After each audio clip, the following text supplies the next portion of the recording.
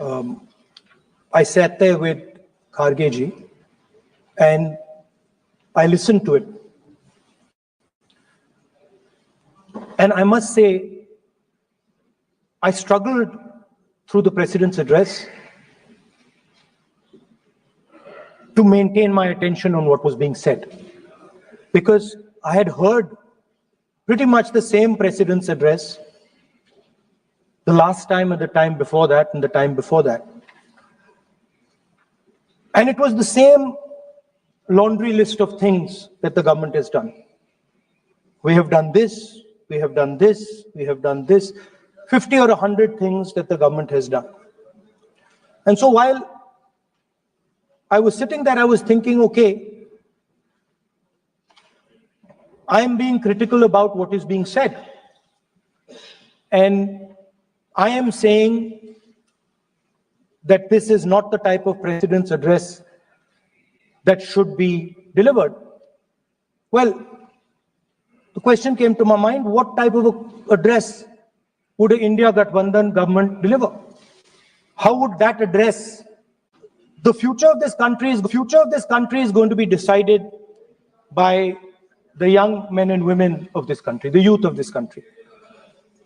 So I think anything we say has to be addressed to them, has to be spoken to them. The first thing in front of us, and this is something I'm sure the Prime Minister would accept, and pretty much everybody in this room will accept, is that even though we have grown fast, we are growing slightly slower now, but we are still growing. A universal problem that we have faced is that we have not been able to tackle the problem of unemployment. No, neither the UPA government nor today's NDA government has given a clear-cut answer to the youth of India about employment. I don't think anybody in this room will disagree with me. I'll give a little statistic for the Prime Minister. The Prime Minister, something I would agree with directionally. The Prime Minister proposed the Make in India program. I think a good idea. We saw the statues, we saw the functions, we saw the so-called investment, and the result is right in front of me. Manufacturing fell from 15.3% of GDP in 2014 to 12.6% of GDP today. That is the lowest share of manufacturing in 60 years. I'm not even blaming the Prime Minister, because I think it would not be fair to say he didn't try. I could say that the Prime Minister tried, and I think conceptually Make in India was a good idea, but it's pretty clear that he failed, because manufacturing went from 15.3% of GDP to 12.6%. So the first question that any alternative vision would answer to the youngsters of our country is, okay, what and how are we going to solve this problem of employment? Any country basically organizes two things. You can organize consumption, and then you can organize production. Modern way of saying organizing consumption is services. Modern way of saying organizing production is manufacturing. But there is more to production than simply manufacturing. For example, agriculture also is about production. Now, pretty much every government since 1990 has done a decent job on consumption, on organizing consumption.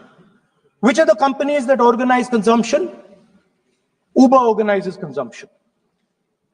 Reliance organizes consumption. Adani organizes consumption.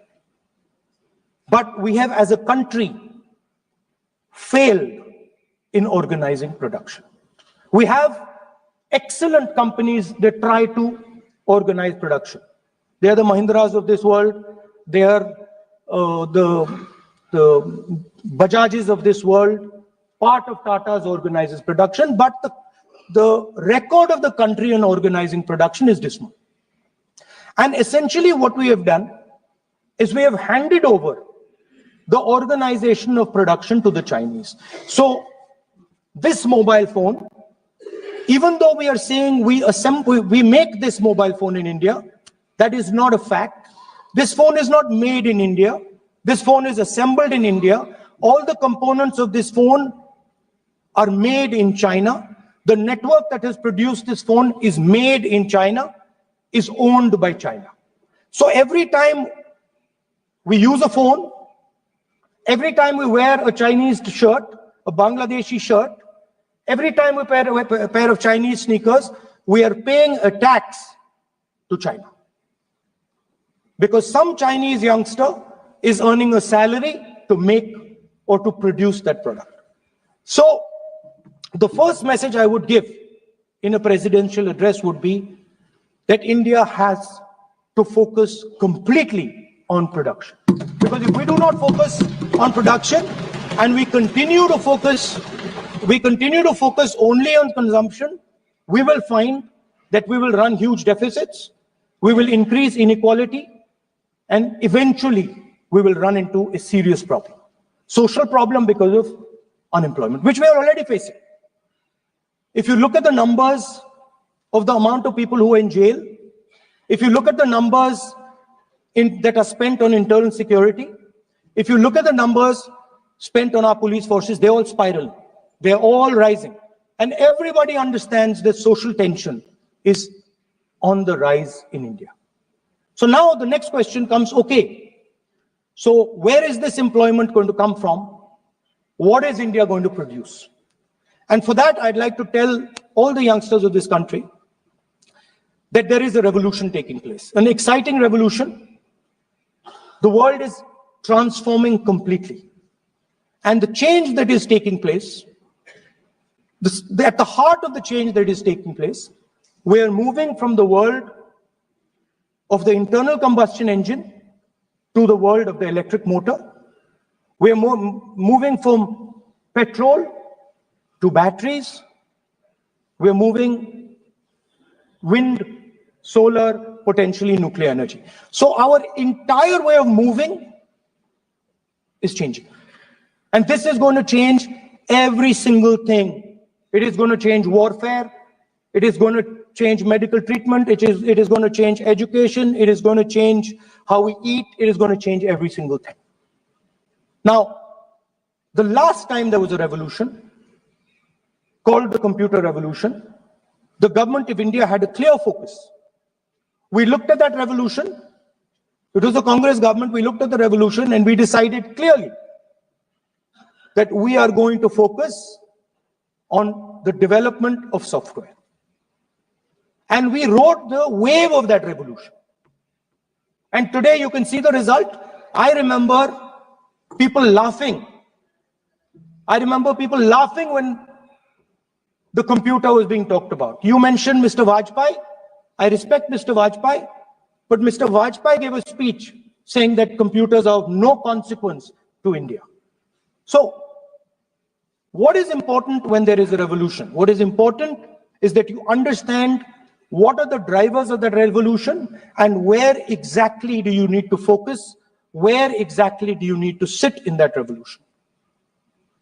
I said that this revolution is going to change everything. And I want the youngsters in this country to think about it. There is a war going on in Ukraine.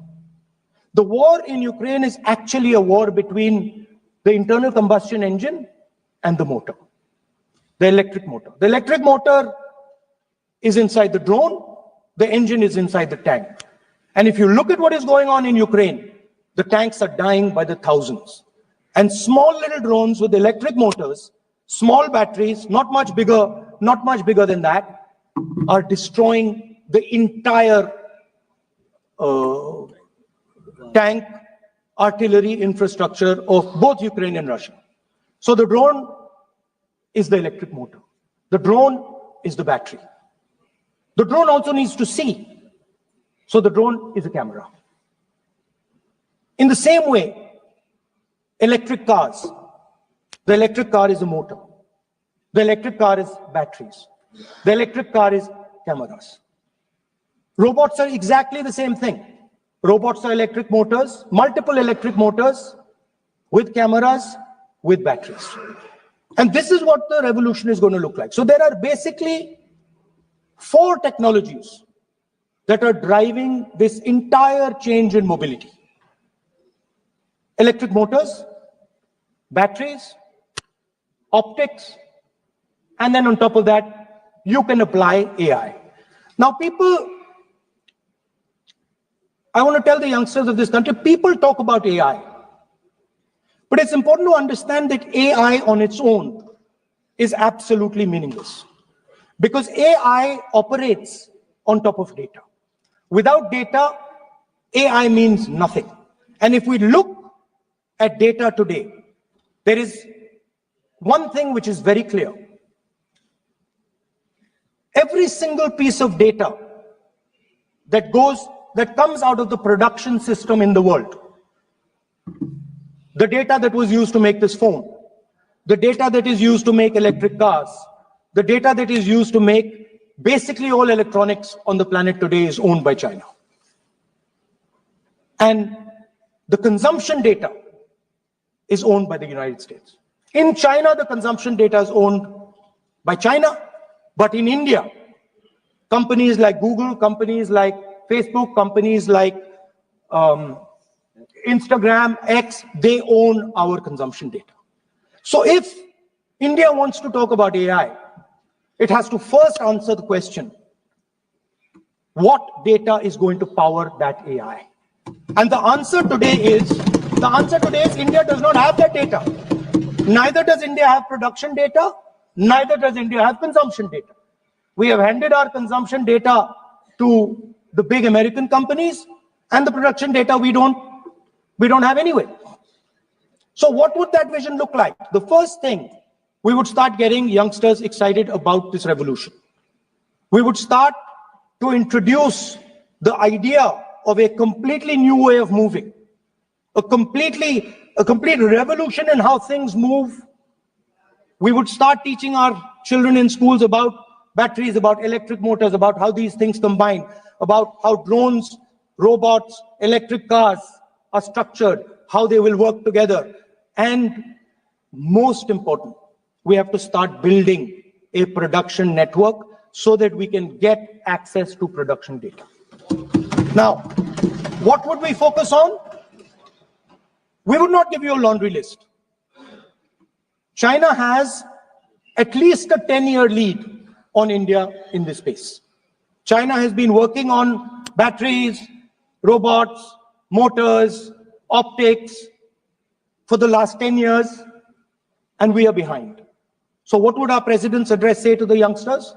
We will choose critical areas in each one of these technologies, and we will start to build capabilities in those areas.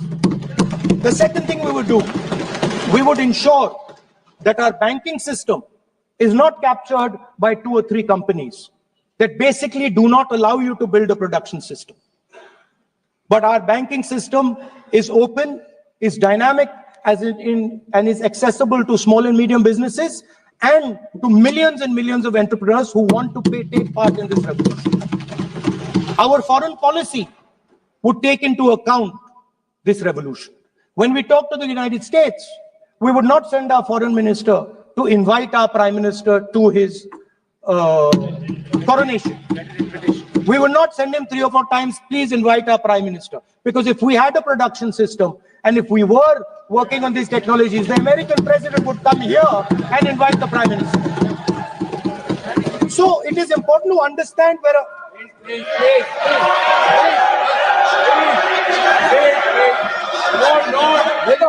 foreign policy.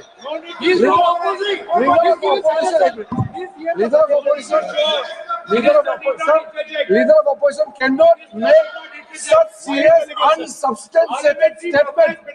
This is related to the relation between two countries, and he is making a unverified statement about invitation of the Prime Minister of our country. Is matter of our dignity. How can you make such kind of statement? He is leader of opposition, sir. He should be responsible in making such statement. Sir. LOP is giving us very positive suggestions. Why they are worried, sir? For the country, he is giving. Leader of opposition has the information from any official source. He must inform the House.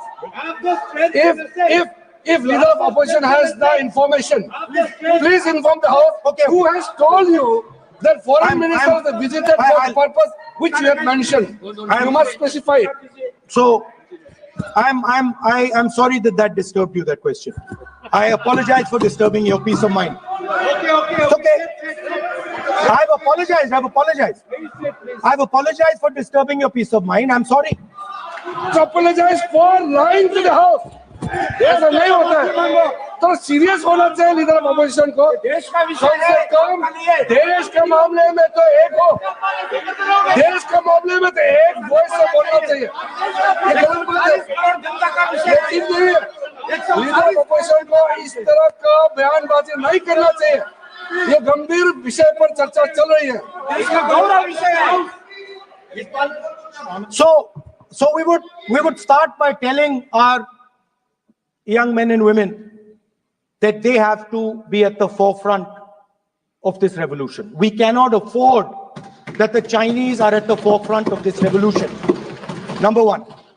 Number two, we would ensure that the absolute best experts on these technologies would talk to our students, would talk to our youngsters and guide them on what a future, on what these future technologies are going to do. We would make them partners in this revolution. Now, we talk about defense. And today, we have the Chinese. And the Prime Minister has denied it. And the army has contradicted the Prime Minister. It's true. The Prime Minister has denied it. The Prime Minister has denied it. And the army has disagreed with the Prime Minister that China is sitting on 4,000 square kilometers of our land, of our territory.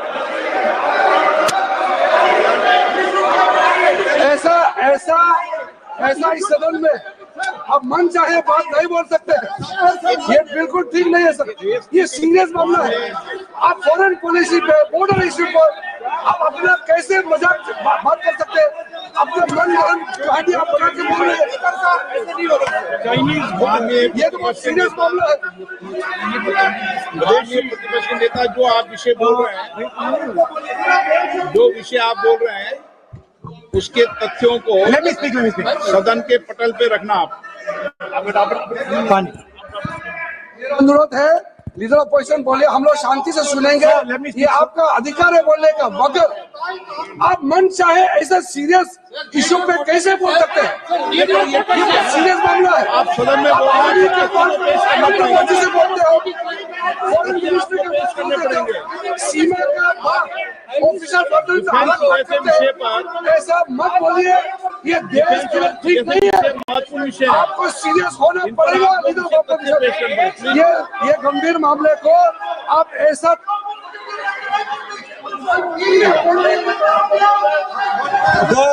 the Prime Minister has denied that Chinese forces are inside our territory, but for some reason our army keeps talking to the Chinese about their entry into our territory, and our Chief of Army Staff has said that the Chinese are inside our territory. This is a fact. This is not invention, this is a fact. Now, but the reason the reason China is inside our territory is important.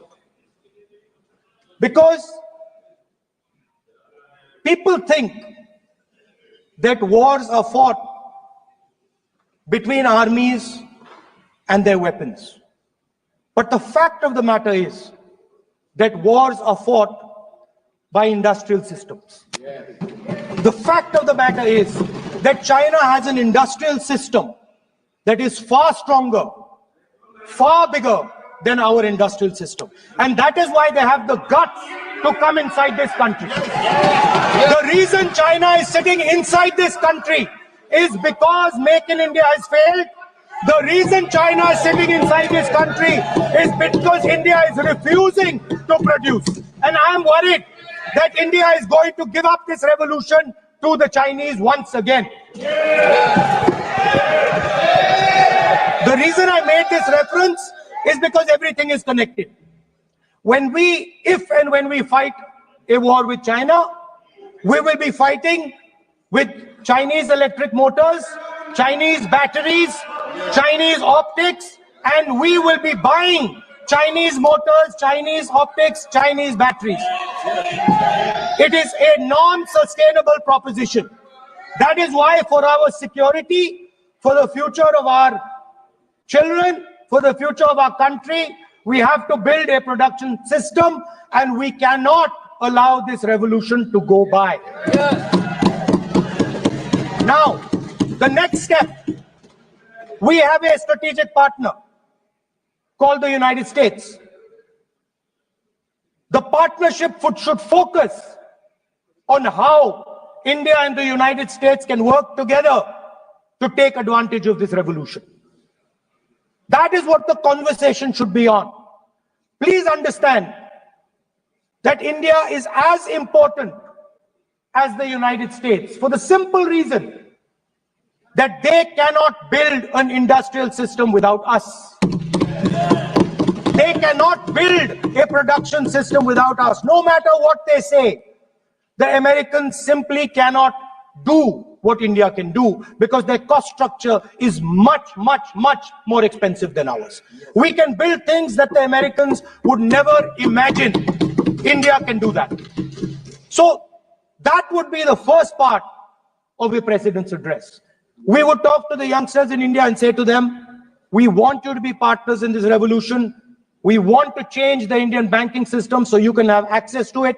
And we believe in you, we trust in you, and we believe you can take on the Chinese. That's the first part. The second part would be about participation. We have done a caste census in Telangana. And what we have found is shocking. Almost 90% of Telangana is either Dalit, Adivasi, backward, or minority. Almost 90%. And I am convinced that that is the story across the country. I am absolutely convinced that the OBC population of this country is not one less than 50%, possibly 55%. 16% are Dalits, 9% are Adivasis, 15% are minorities. Last budget, there was a photograph. You remember the photograph? Of course. वो मक्खन बांटने वाली, हलवा बांटने वाली photo. मैं हैरान हो गया कि इस बार फोटो ही हटा दी. हलवा खिलाया मगर दिखाया नहीं किसको खिला रहे. So at the center of any new development paradigm for this country, which runs parallel with the production paradigm I spoke of, which works together with the production paradigm I spoke of, is the participation of lower castes, OBCs, Dalits, Adivasis in the wealth of this country. If we look at the largest corporates in this country, they're all owned. None of them are owned by OBCs. None of them are owned by Dalits. None of them are owned by tribals. If we look at the biggest media companies that support the Prime Minister, Every day we see the Prime Minister's pleasant face, smiling face on these media. None of them are owned by OBCs. None of them are owned by Dalits. None of them are owned by Adivasis. This is the fact. So central to any new development paradigm is the architecture of a new paradigm. And that architecture of the new paradigm can only be built once the caste census is placed on this table. Because once the caste census is placed on the table, we will know exactly how much of this country's wealth, how much of this country's power, how many of this country's institutions are owned by 90% of this country. There are OBC MPs in the BJP. There are OBC MPs in the BJP. There are Dalit MPs in the BJP. There are Adivasi MPs in the BJP. Remember, you are OBCs, you have 50% of the population, and you have absolutely no power. I know that you're sitting there and you cannot even open your mouth. That is the truth of the country. प्रधानमंत्री का चेहरा आपको दिखाई नहीं देता है। जाति जनगणना, प्रधानमंत्री का चेहरा आपको दिखाई नहीं देता है। Architecture, participation, revolution in this country that we're going to bring. ये अंधेरा हो गया है। पार्लियामेंट में है। ये कुछ दिखता नहीं है। सोनिया गांधी, प्रियंका, ये लीडर ऑपोजिशन को कुछ दिखाई नहीं देता है। ओबीसी बात करते हैं। So the idea is, Speaker sir, the idea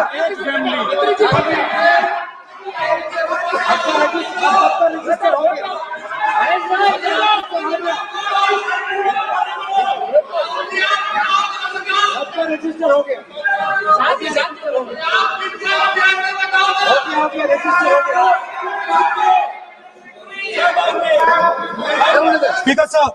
Speaker sir, so the idea is, on one side, allow India and the Indian youngsters to participate in the coming mobility revolution. Allow them to participate in building robots, in building drones, in building electronic items, in building EVs. And on the other side, running parallel.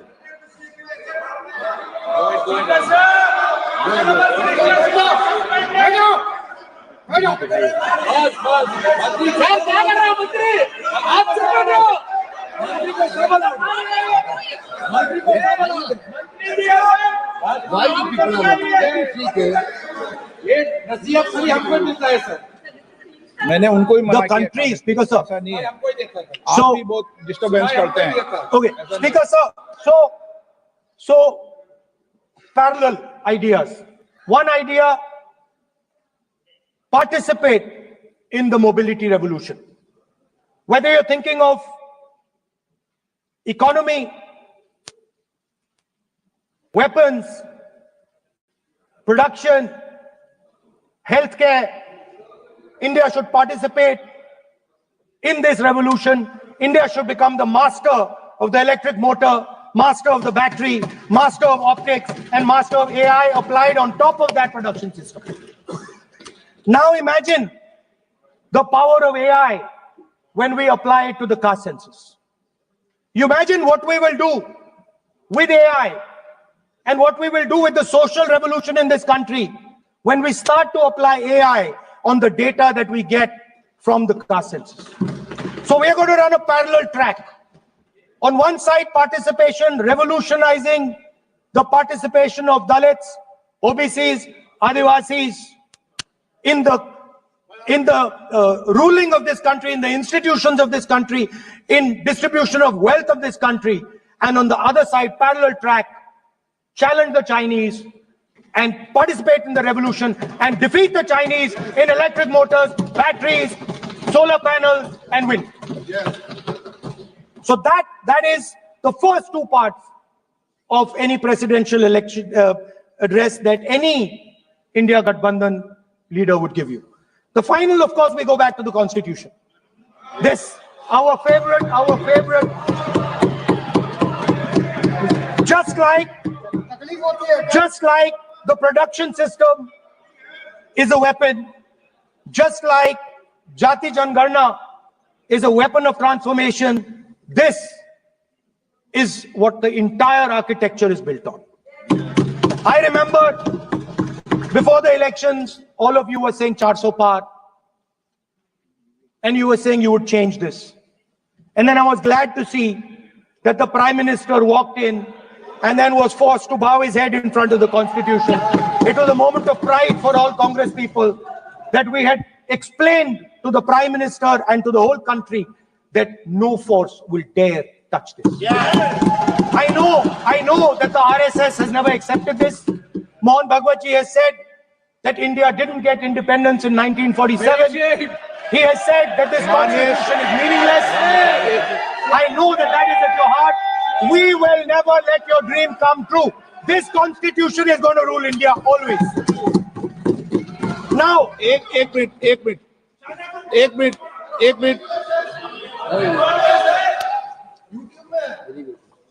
आप प्रतिपक्ष के नेता हैं,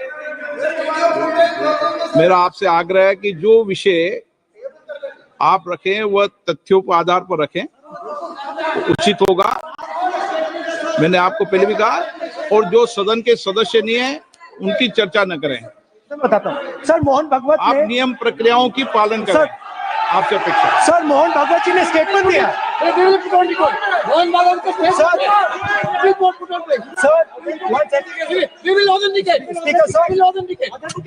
Speaker sir, Mohan Bhagwat ji made a statement saying that India did not receive independence in 1947. It received independence when the Ram Mandir was inaugurated. We will place that on the table. Now, sir, I would like to mention one small thing, but very important thing. Speaker sir, this constitution is supported by this constitution is supported by the vote which the India Alliance won, and the Vidhan Sabha election. The voting population of Himachal Pradesh was added to the voting roll of Maharashtra.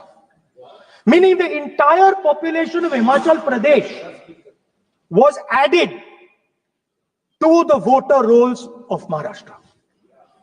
Please understand what I am saying.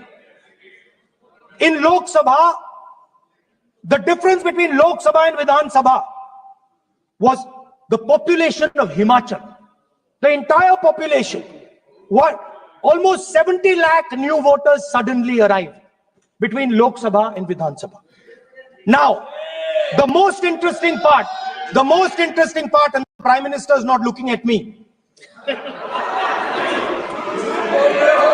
The most interesting part,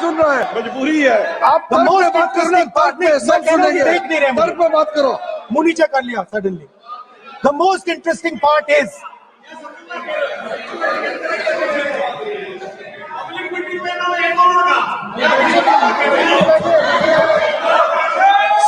Sir, Maharashtra mein more voters were added in 5 months in Maharashtra than were added in 5 years in Maharashtra. जितने 5 साल में add हुए उससे ज्यादा 5 महीने में add हुए, आखिरी 5 महीने में लोकसभा चुनाव के बाद। सर, एक बिल्डिंग है सर शिरडी में, एक बिल्डिंग में 7,000 नए वोटर एक बिल्डिंग में ऐड हुए सर। एक बिल्डिंग में 7,000 नए वोटर ऐड हुए सर।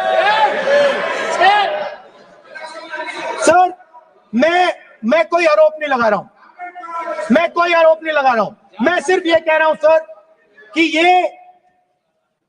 इसमें कुछ ना कुछ प्रॉब्लमैटिक है कि हिमाचल प्रदेश जितने बड़े वोटर्स लोकसभा के बाद जादू से आ जाते हैं। अब हम क्या कह रहे हैं, हमने इलेक्शन कमीशन से रिपीटेडली कहा है कि हम आरोप नहीं लगा रहे हैं, आप एक काम कीजिए, हमें लोकसभा की वोटर लिस्ट दे दीजिए, नेम एड्रेस और इलेक्ट्रॉनिकली दीजिए, और विधानसभा नहीं है। नहीं सर, नहीं। स्पीकर सर, वो सब वेबसाइट पे रहती है, सब जानते हैं, कभी भी कोई निकाल सकता है। स्पीकर सर, मैं समझा देता हूं सर। स्पीकर सर, वो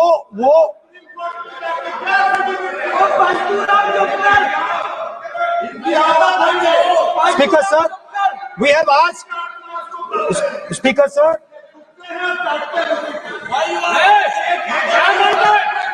Speaker sir, we are asking this question. We are asking this. Speaker sir, population of Himachal Pradesh. Please. Population of Himachal Pradesh has voted. Extra has voted in Maharashtra. We are saying to the Election Commission, please give us the names and addresses and polling booths of all the workers in the Lok Sabha and all the workers in the Vidhan Sabha, so we can calculate who these new workers are, who these new voters are. Interestingly, the new voters are mostly in the constituencies that the BJP has swept. Please understand, the new voters have been added mostly in the constituencies where BJP has swept. I am still not making an allegation. I am saying on the floor of the House that the Election Commission has to give the data of the Maharashtra elections to the Congress Party, to the Shiv Sena and to the NCP, so that we can see exactly where these voters have been added, who has been subtracted, who has been added, where they have been added. This is not a irresponsible request. This is a very simple request for them to fulfill. The reason I am saying this, sir, is because the rules have been changed. This is not just said in isolation. Speaker, sir, the election commissioner used to be chosen by the Prime Minister, Leader of Opposition, and the Chief Justice. Sir, the Chief Justice was removed from that committee. Why? This is a question, sir. This is a question to the Prime Minister. Why was the Chief Justice removed from the committee? Now, in a few days, I'm going to go to the meeting. There's going to be Mr. Amit Shah and Mr. Modi ji, and there's going to be me. 2-1. Why am I even going to the meeting? What is the purpose of me going to the meeting? I'm only going to the meeting to certify what Modi ji and Amit Shah ji are going to say, right? Whereas if the Chief Justice was there could be a discussion. Chief Justice and Leader of Opposition could say, no, we don't agree. So there seems to be a calculated strategy. Now, just prior to the Lok Sabha, the election commissioner was changed and 2 new election commissioners were placed. Yes. We know that the election dates were changed. Yes. We know that the elections were postponed. These are facts. These are not things I am inventing. So, in order to safeguard this constitution, the entire opposition requests the data for the Maharashtra election. We request the data and the electoral voter list for Lok Sabha and the corresponding list for Vidhan Sabha. And I am very confident that the Election Commission will not give us this information. Speaker, sir, that is broadly. So the third element of our President's address would be a determined defense of India's institutions, of our democratic system, and a re-look at our entire democratic framework, and the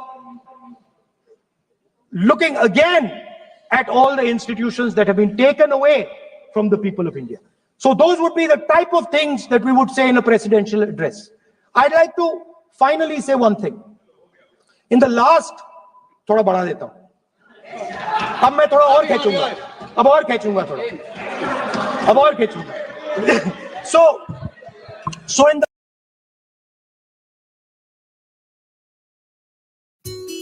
Sharma uncle aunty are coming. पापा आपको ये नहीं आता है. Cushions? Done. Oh, and the side table? हो गया. Oh Oh my God, wow. The house looks amazing. Next Asia, where design meets quality.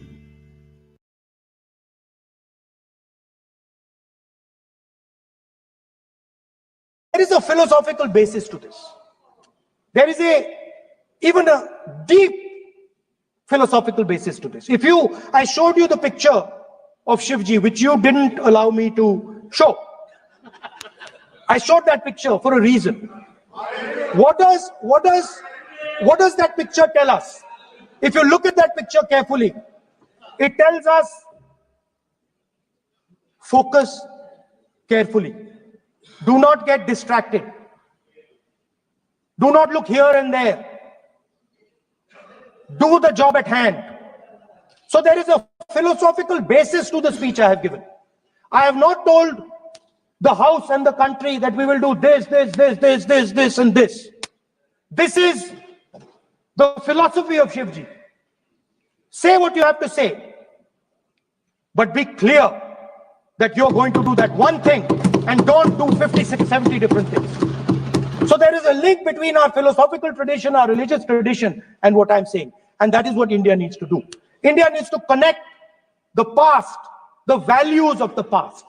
You talk about Sardar Patelji, but you destroy Sardar Patelji's values every day. You talk about Ambedkarji, you destroy his values every day. You talk about Nehruji. No, you don't talk about Nehruji. Right? You bow in front of Buddha. You destroy what he says.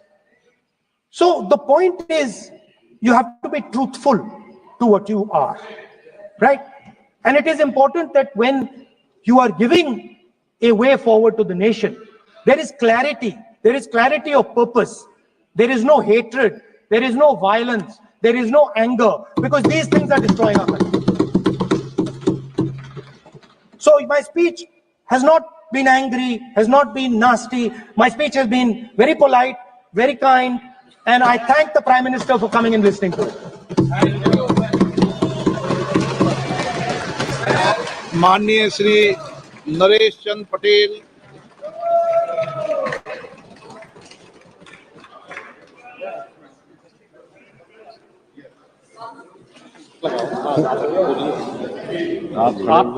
माननीय सभापति महोदय,